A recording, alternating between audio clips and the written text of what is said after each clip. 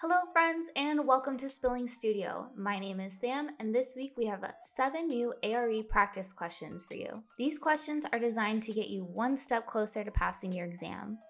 We have one question per exam and a bonus question at the end, so stick around. First up is practice management. An owner would like to bring on a third party as a consultant to assist with constructability and cost management during design and construction. This consultant will not be the contractor. Which role is the owner looking to hire? CM advisor, CM agent, CM contractor. Remember, CM stands for construction manager. Feel free to pause here to answer. And our answer is construction manager as advisor. The CM as advisor aids the owner with constructability and cost management during design and construction, but they do not build the building. The CM as agent provides early consulting and may assist the owner with assembling and coordinating construction trades prior to and during construction. They typically have a fixed fee and are not at risk for the construction. Savings and overruns are passed directly to the owner. CM as contractor is when the contractor provides constructability and cost estimating during design. They are the ones who will actually build the building. CM as contractor is sometimes called CM at risk when the method of project delivery includes a guaranteed maximum price, or GMP.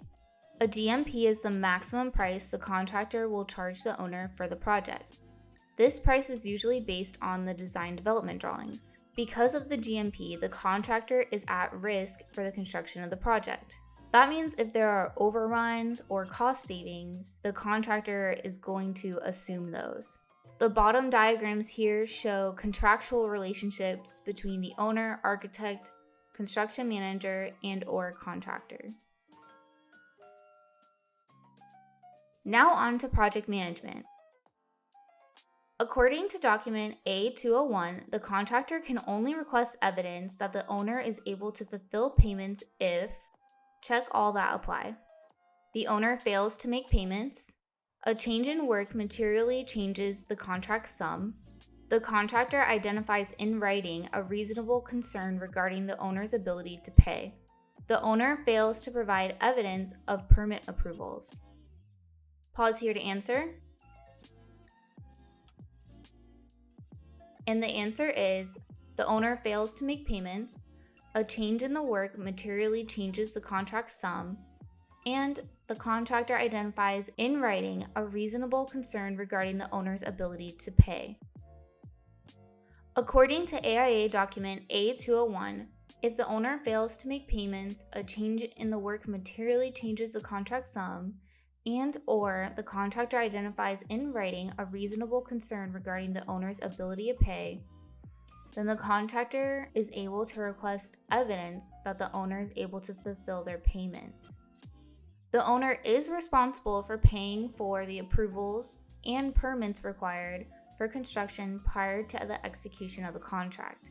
However, providing evidence of permit approvals does not justify the contractor asking for evidence of payment fulfillment from the owner. I've linked a sample PDF of AIA document A201 if you'd like to check it out. Our programming and analysis question is, an owner has recently purchased a parcel of land they'd intend to build their family home on. The parcel is surrounded by farmland owned by others and has no access road. What should the owner do? Ask their neighbors if they can park in their driveway, file a support easement, purchase land that connects to a main road, file for an access easement. Pause to answer. The answer is file for an access easement. In this scenario, the owner should apply for an access easement. This type of easement grants the landlocked parcel owner the public right to cross an adjacent property to access their own property. A support easement grants the construction of a common wall between properties.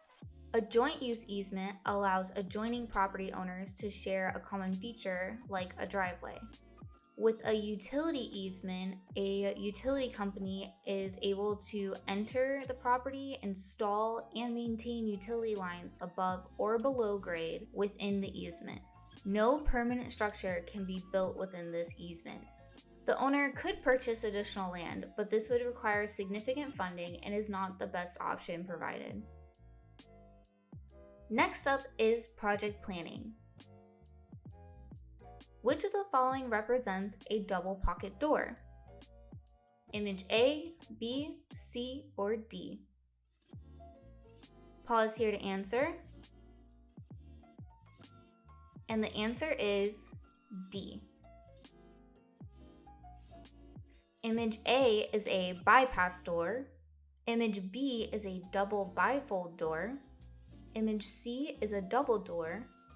And D is our double pocket door. Some other symbols you may come across in your construction documents are overhead doors, revolving doors, uneven doors, and double hung doors. It's a good idea to familiarize yourself with different symbols on plans because there will be questions on the exam where you are shown a plan and you may have to pick out or call out a specific item on that plan. So make sure you have a general idea what you're looking at in construction documents. And if you're not working at a firm, just start Googling, symbols, legends, architect's plan sheets, and just kind of look at different images there to familiarize yourself with those objects. I post new questions every week, so please hit that subscribe button to make sure you don't miss out on a video. Now on to project development. Which of the following is a term for a vertical pipe that carries wastewater?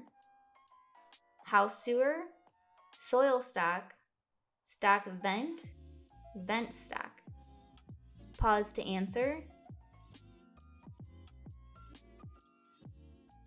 The answer is soil stack.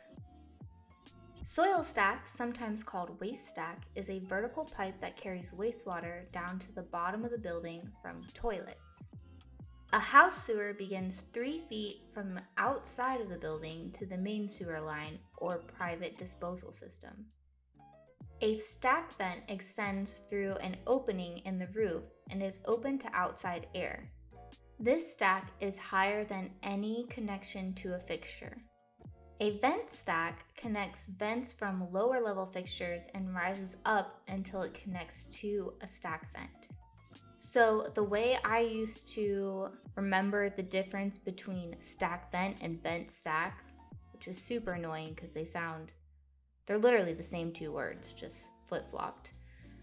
But I would remember it as stack vent starts with S. S is higher up in the alphabet than V for vent stack. So I always would remember that stack vent is the highest part of the system. So use that whenever you have an exam question that's similar to this. Next up is construction evaluation. Who is responsible for paying fees associated with field tests and inspections? Owner, architect, contractor, or associated subcontractor? Feel free to pause here to answer. The answer is contractor. According to AIA document A201, the contractor is responsible for arranging and scheduling required field tests with agencies that are acceptable to the owner or public authorities. The contractor is also responsible for paying the testing agencies and notifying the architect in advance of when the test will be conducted so the architect is able to observe.